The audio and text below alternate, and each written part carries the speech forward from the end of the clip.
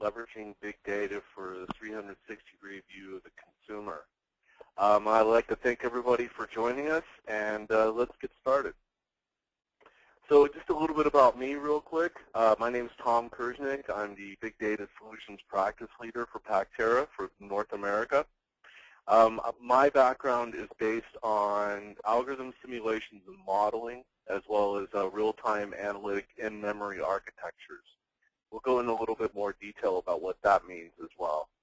Other aspects of my career so far have been pure API development for consumers, external and internal facing, as well as reporting solution frameworks. And I'm also a contributor to the Apache Foundation open source community. So today's agenda, we'll be discussing achieving the new 360-degree view with big data, the 3 Ps in big data. Don't misinterpret that as the 3 Vs. Master data management within your big data ecosystem, big data governance, which is quite important these days, and then how do we solve some of these challenges. So let's get started here. All right, so the goal with 360-degree view of the consumer is to actually provide extreme intimacy with your customers. So some key points here, spotting real-time shifts in your customer behavior, and I'll go through some of the architecture that's associated to that, how to act on new information while it's being streamed into your environment, and how it can assist your organization with decisions to bundle services and solutions that determine new pricing, new products, and new packaging. Then we're going to talk about data categories, transactional and sub-transactional. This is also included with unstructured data, as well as machine-generated type of logs, or actually any type of unstructured information that takes place within your system from various sources. Pricing models are very important.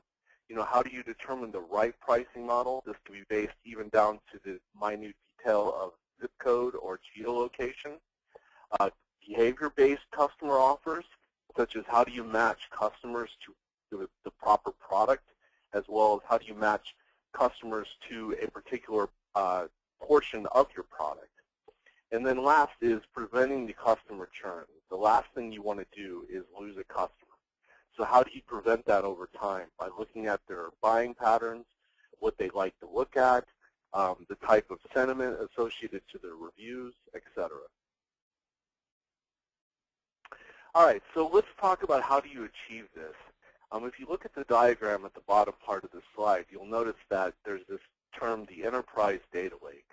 The enterprise data lake is a relatively new term. It was coined by some folks at AT&T back in 2011 about how they're storing all their data so that they can actually produce the correct, metrics that are associated to various feeds from various sources, actually. So to tie that together, the more important thing is how do you able to do some extreme analytics over your systems? As most of you know, it's probably very difficult, or is very difficult, to actually do analytics across ecosystems within your company. So for instance, some companies have Teradata in finance, they have Oracle in their front end, they have Hadoop in their R&D portion of their business, etc.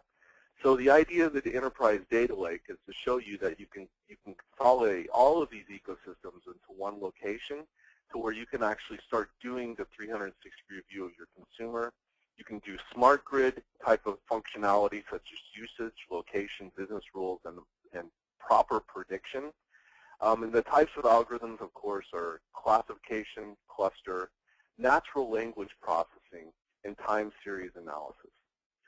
The profile always consists of a rule type of engine, the governance associated to the data overall, and we're going to get into that, and then as well as the actions and operations.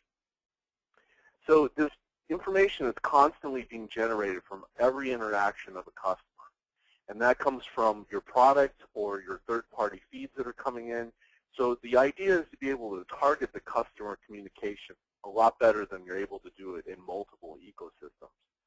So businesses haven't been able to assemble the customer data in a way that turns into actionable insight. Well, this enterprise data lake allows you to do that. the idea also is to streamline the process to see the overall big picture that the information represents. I mean, I can tell you there's a lot of feeds, and there's a lot more feeds of information coming to us. Social is this, we're just tapping the idea of data around social, and we're going to see a lot more of that coming with new products that are being developed as we speak, and new startups, et cetera. So that means new types of data files, new types of feeds that will be coming in. It'll expand past JSON, Bison. It'll also expand past machine-generated logs.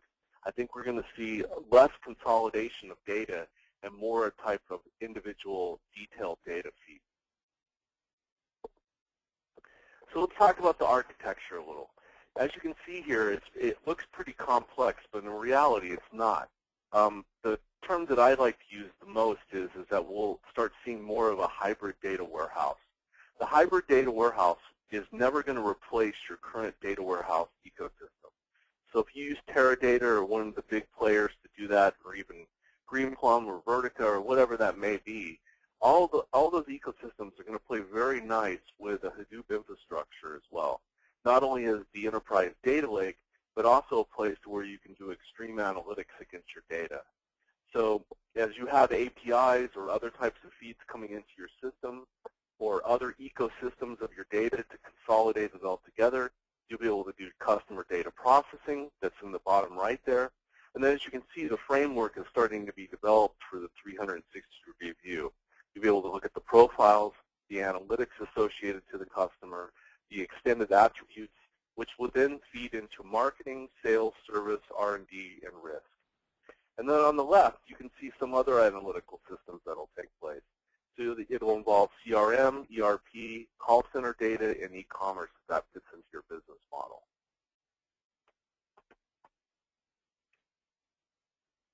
All right, so let's talk about the 3 P's in big data. Most of you are familiar with the 3 V's, volume, veracity, and volume, veracity, and et cetera. Sorry. The 3 P's in the journey itself. This is the overall system of engagement. As you can see that there's 3 types. There's present view, predictive view, and past view. And all these have a fine line that they all fall into to determine the customer overall view of 360-degree view of the consumer. You can have your normal views of past transactions, interactions, complaints, and behaviors, and marketing history that you've done. Then you'll have the present view, which is the sentiment, the influence, the location and channel, the interaction, and the real-time constant change. And then you apply the predictive view to that, which will contain lifetime value, detailed profitability, selling opportunities, retention risk, and loyalty. All of these views, as we'll call them, when you put them all together, that's really going to help you determine the 360-degree view of the consumer. It's very important that all of these play with each other overall, because in today's world, or most of today's world, we're seeing a lot of what happened in the past, and we see some of the present. This allows it, with the new technologies that are coming out and the new architecture that's associated to that, it allows you to do things more in real time. Yes, real time is a loaded question, but sometimes you'll be able to calculate the predictive view within 100 milliseconds of when the data is coming in. And I will get into the slides of how to do that. All right, so let's talk about the customer identification model. So as you can see here on the top left, the model is basically just a scoring system from 0 to 100 that allows you to either match to the same person, add further characteristics to that individual, or if that's a completely different person. And the scoring mechanism is forced to either auto-match, which would score high, false positive, which would score probably medium to high, manual process would also score medium to high, false negative would score medium to 0, and no match would score less to 0. And remember, these are pretty high-level matching processes here, but there's also subsets of those that will be applied as well. And then let's talk about how you determine the 3 levels of identification resolution. Okay, so there's a generic knowledge base, which is string compare, very quite simple, actually. When you apply unstructured data with structured data, you basically parse out parts of the string and apply it to your model. Next is the mathematical portion of that. That's the application-specific rules that your business has. This will involve fuzzy logic such as trigram, Patricia tray, associative memory, addressable memory, and etc. And then last is context-based. And if you notice, the scoring is 0 from 100. It's the opposite way, right? So that means that you'll score based on address, zip code, the synonyms of like name and addresses, IP address, signature, behavior patterns, etc. So there's a lot to that. You know, most of this information can be utilized from device IDs and from the way that you store your data from a transactional level to as well as the cookie itself. Next is that all of this is applied to the customer identification repository. More or less, this would apply to the enterprise data lake concept, as I mentioned before. Then from there, there's a decision tree that's determined based on the scoring on how you provide that data either to your external client or internal associated to social media, the identification resolution, and the best match percentage rate. Now keep in mind, this requires a lot of data to be able to do this best match percentage rate. It takes time. It doesn't happen overnight. But as you get smarter and you understand your data more, then the percentage, of course, will grow over time. Next, master data management. So the game competitive agility, I mean, we have to embrace the power of big data and understand your consumer better. Don't drastically change any organizational infrastructure and skill set. What that means is that your investments in your ecosystem that you've already applied, as I mentioned before, that's never going to go away. It all applies to the hybrid model, as I mentioned. I mean, a place to store all your data is great, but take advantage of the Hadoop ecosystem or any type of big data ecosystem that you have. They're only getting better. They're getting past batch, and they're getting more into a real-time analytics solution that you'll be able to apply to your data as it's being streamed in. This will also help drive revenue with one-on-one targeting and personalized real-time offers. The one thing that I like is when I go to Amazon, for example, when I log in, it remembers everything that I bought previously, and it relates products to me based on what I searched for, or even it applies to reviews that I've written. And those types of things are very, very engaging to me because the mere fact is that I can buy even more for them, but I also buy things that I never thought of getting that could actually help me in the long run. Next is reduce business risk by leveraging predictive analytics to detect fraud. Fraud is a huge use case in the enterprise data lake. It allows you the flexibility to understand fraud a lot more, to actually build patterns around how people look at things or what they write. And just overall, it allows you a little bit more flexibility than you would have in an RDBMS system. So achieve greater customer loyalty with personalized retention offers. Let's talk about that a little bit. So as I look on, let's say, a site such as One Kings Lane, and I look at various offers that they have and products that people are selling or they sell overall, the one thing that I noticed is that when I look at certain things, I usually get an email about 1 hour or 2 hours later that are giving me, well, you looked at this, but here's another 15 products that you may be interested in. My wife personally loves it. She thinks it's great because the mere fact is if she looks at a rug or if she looks at a chair that's on the site that's related to a type of style, then they're sending her styles that are very close to that engages us in more conversation and more money spent on One Kings Lane. I guess it's a good thing and a bad thing when you think about it. So achieving greater customer loyalty, as I mentioned, the retention offers. If I don't buy something, just to go back to One Kings Lane, if I don't buy something that day or in the next couple of days, I usually get a coupon or an offer that tells me to come back and look at some more stuff that's very similar to that. Even if they don't hit me the first time with a buy, they're still trying to get me to buy over a week or 2 weeks worth of time that are items that are very similar to what I looked at. That's pretty powerful when you think about it, because the mere fact is they have a pretty good algorithm and a modeling aspect to know that if I'm looking at mid-century furniture and we only like mid-century and that's what we keep looking at, then overall I'm probably going to like more mid-century items. Next is that you want to just tap the power of big data without worrying about complexities and the steep learning curve. I have to tell you, I started with Hadoop back in 2007 when it was released as a white paper.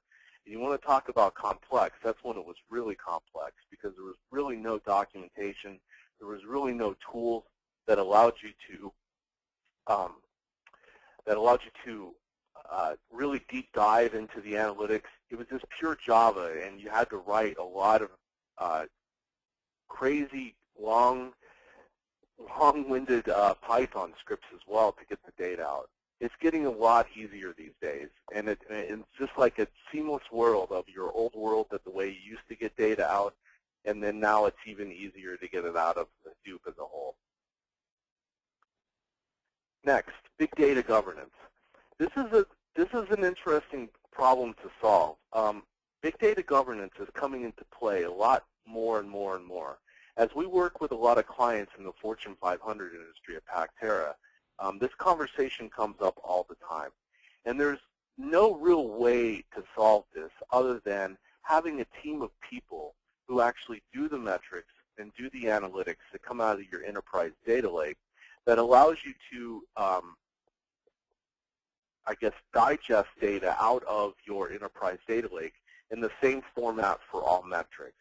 And let me explain that a little bit more.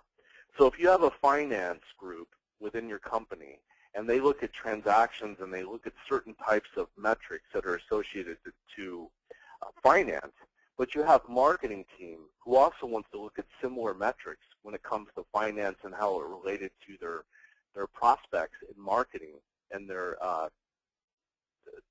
marketing initiatives as a whole, it's important that you tie all those numbers together.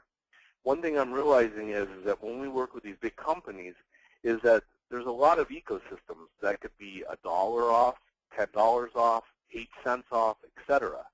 Well, that kind of applies to governance as a whole, because the mere fact is everybody will be seeing the same type of metric from the data and how it will be digested to various ecosystems within the company or externally. So the importance of metadata is really, really a big deal. People think that metadata doesn't really exist in big data, and that's not necessarily true. It just goes back to, as I mentioned before, having a team of people that can actually do the type of metrics and provide them to the rest of the company as well as external folks. So when this is in place, I think it's easier to, and as a big company, I think it's a lot easier to basically show the people who are watching over the board, the team, et cetera, your outside sources that actually have to deal with the governance aspect. And it's just it's an easier way to maintain it as a whole. All right, so let's talk about solving these challenges. We're going to go into a little detail here with some architecture. So the future state, this really applies to all organizations. Everybody is interested in structured and unstructured data, and I have some examples there on the left. How do you triangulate that data and compare it with external data? This all applies back to the enterprise data lake, as I mentioned. And then how do you identify insights, and how do you identify MPS targets, forecast financial implications, standardized periodic reporting, et cetera. So then how do you take actions on those specific issues, not only if it's a marketing aspect or if it's a customer alliance group, whatever it may be. And then how do you tie that to close the loop with your customers and partners? So it's all being generated from the same source, the enterprise data lake.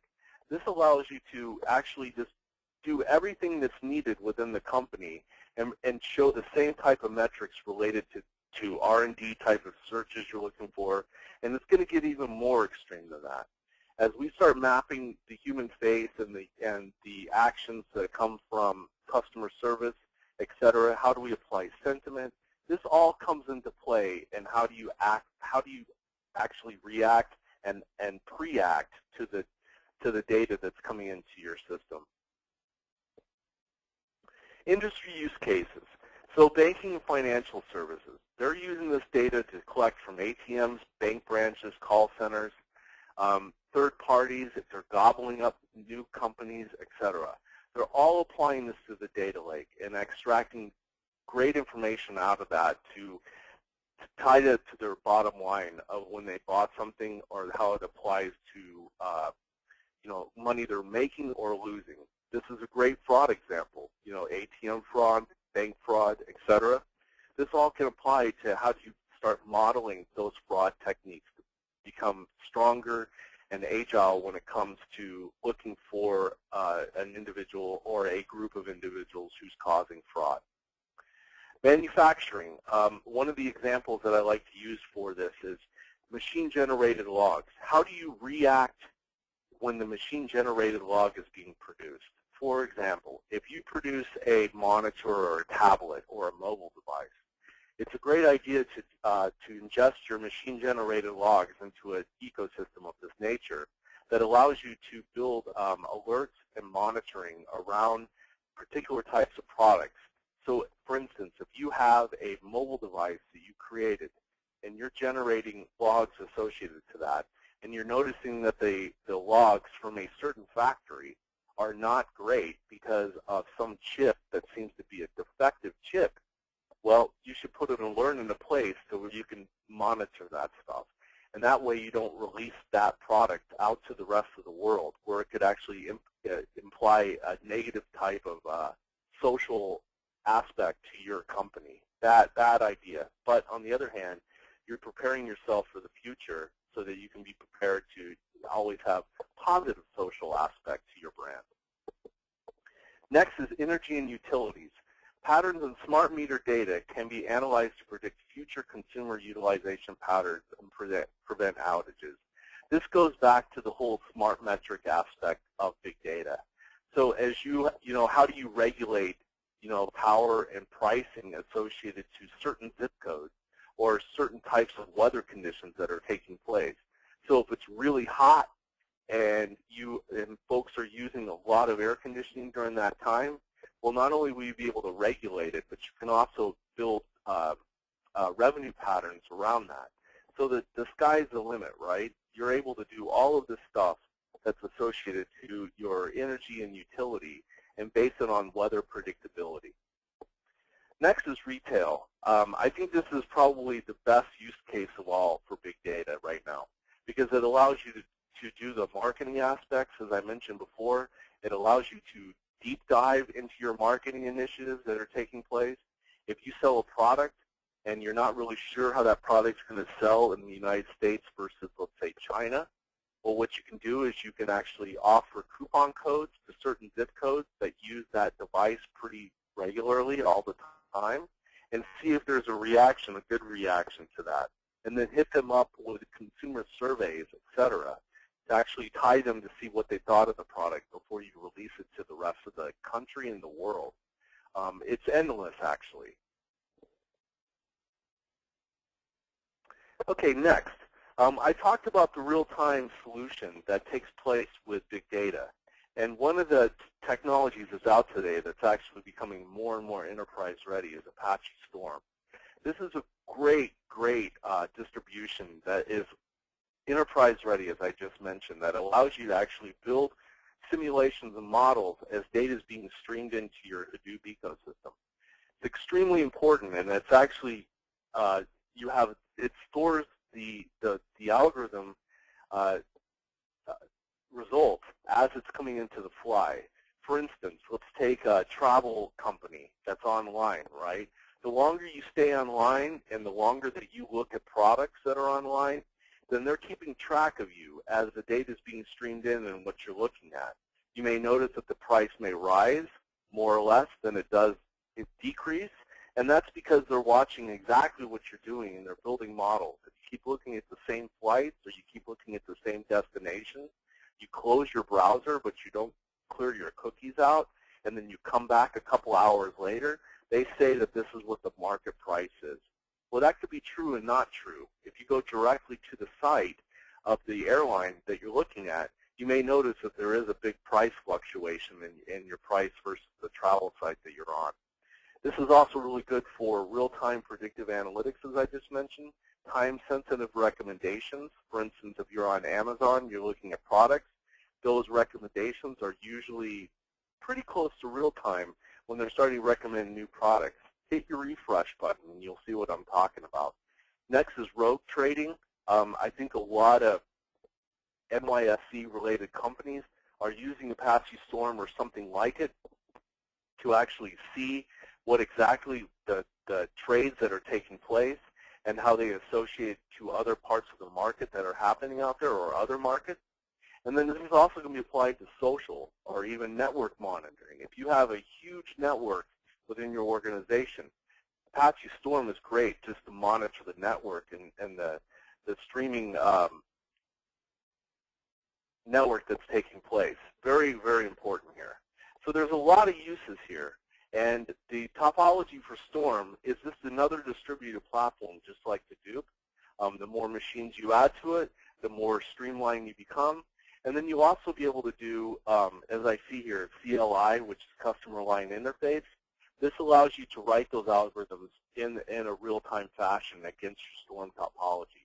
And then you're able to query and visualize and BI the data against your Hadoop infrastructure or the hybrid data warehouse, as I mentioned before. Next, big data for social leads generation. This goes back to the marketing initiative that I was mentioning in the retail initiative. As you can see here, is you have crawlers that go and approach the social networks, external system, business networks, and even just the INET as a whole. As you're bringing your data into your big data platform, then you're able to build your algorithms and models around that. You can do voice analysis, network analysis, behavior analysis, and then once this happens overall and you create your customer three-dimensional view of the consumer based on the feedback, the data, the transactions, the interactions, the statistics, and your models, then you're able to do leads upgrading, upsell, and cross-sell against that data. So basically, you're building a framework that allows you to do a lot more than just store your data in a big data platform. You're able to do machine learning, and you're able to do classification, etc. So it's a building block that allows you to try new products, tear them down, try other products, build lead models against that data, and then feed that into your sales engagement system. Very, very powerful here, because the mere fact is you're out crawling the web, or you have APIs to your external client that allows you to build models around that data and then apply it to profiling of that person, simulating that person, and et cetera. Very, very, very powerful. Next, consumer behavior model scoring. I went into this a little bit back on a few slides ago, but this is basically the scoring system relating to a consumer possibly purchasing a product or clicking on your website to purchase a product from a external client that you represent. So as you're scoring this data, you can see that it's not that difficult to do, because the mere fact is you build algorithms around the trust, you build an algorithm around the risk for scoring, the intention of possibly buying, and then the benefit associated to that. So all of those techniques and all that scoring that's taking place will then predict whether or not a person will purchase a product. Just going back to my One Kings Lane example, that was a great example because the mere fact is mid-century modern furniture would apply to the trust that I've bought it before, the risk of me possibly buying something that's non-mid-century, the benefit of me buying a rug related to mid-century furniture, the intention that would be based on how many times I clicked on the picture, where I clicked on the picture that I liked the best, and then possibly feeding me more mid-century items that can lead me to a purchase. This also entails the email aspects, the detailed marketing initiative related to mid-century, and then finally the purchase taking place. Okay, last. So how can Pactera help with big data? So we offer complimentary workshops that we tailor to your needs. It's quite simple, actually. We get a pretty good idea of what you are interested in when it comes to big data. As I went through the previous slides, we can talk through all of that stuff. We can provide, use cases, examples that Pactera has done in the past.